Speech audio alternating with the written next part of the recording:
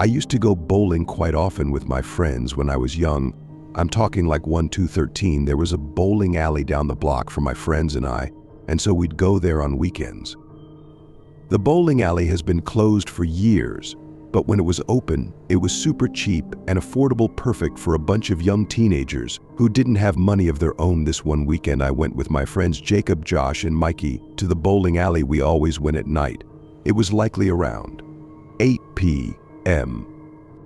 The bowling alley was always crowded on the weekends, and sometimes we'd see familiar faces. There was this older man who would sometimes be there alone bowling on the adult side of the bowling alley, where alcohol was served. We always played on the non-alcoholic side. How we took notice to that man was because he'd sometimes just weirdly walk down the entire bowling alley, passing every lane, watching people bowling. Then we'd notice him end up back at his lane all by himself. We nicknamed him Creeper Bob. After maybe the third time seeing him tonight, there was a lane open next to us, and guess who out of nowhere sat next to us? Bob, or whatever his real name was, but I'll keep referring to him as Bobby, was setting up a game on the lane next to us by himself.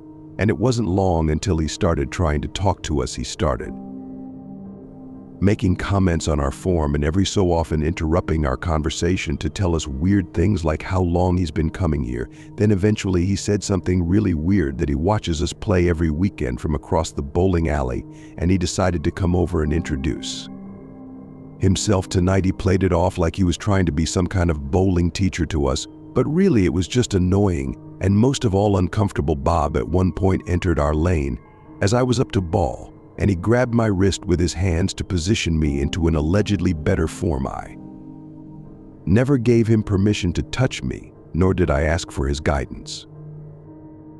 We were only like 13, though. None of us stood up and said, "You'll get lost," or something like that. I could just feel the unease amongst my friends every moment of that man touching me. I felt more and more disgusted. We cut our night at the bowling alley short because of him. We used the money that we would have used on more games on getting pizza instead at a pizza place further out the block. When we came out, Jacob and Mikey went their own way since they lived on a different block. Josh and I walked back down the other way in the direction of our houses. As we did, the sound of a car engine starting made us turn around. We noticed an old SUV like a Ford Explorer banging a three-point turn. We both imagined the possibility of it being Creeper Bob. The SUV started slowly tailing us as we walked down the street, so we picked up our pace.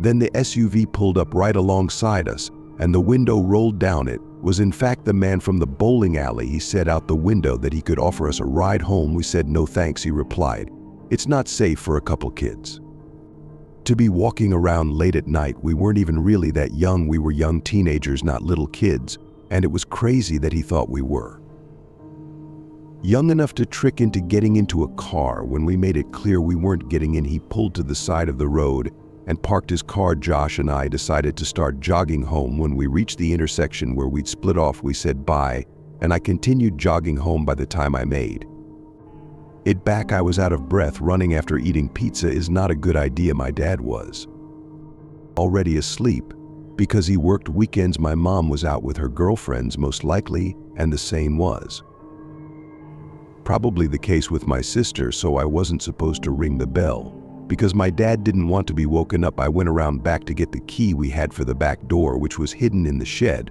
When I got out from the shed, I thought I heard something, and I should have listened to my gut. I went to the door.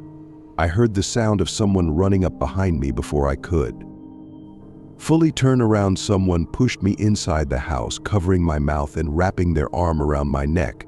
I wasn't able to see who it was because I couldn't turn my head. I scratched and clawed at the man's hand until I could move my mouth just enough out of the grip of his hand and screamed, "Dad!" I may have only been 13, but I was able to put up enough of a fight to get him to lose his grip a few times, allowing me to scream. This undoubtedly scared him off as he finally let go for good and ran outside. I didn't look back. I ran up the half flight of stairs to the main floor and yelled for my dad. My dad came rushing out of his room, and after telling him what just happened, he checked the backyard and all around the property, and then came back inside. I told him about the man from the bowling alley, how we nicknamed him Creeper Bob, how he followed Joshai and his Yuffie after Admitting to stalking us at the bowling alley, my dad filed a police report and tried getting the bowling alley to release the video surveillance from that night, but they refused. I was never allowed to go back there after my mom found out about this.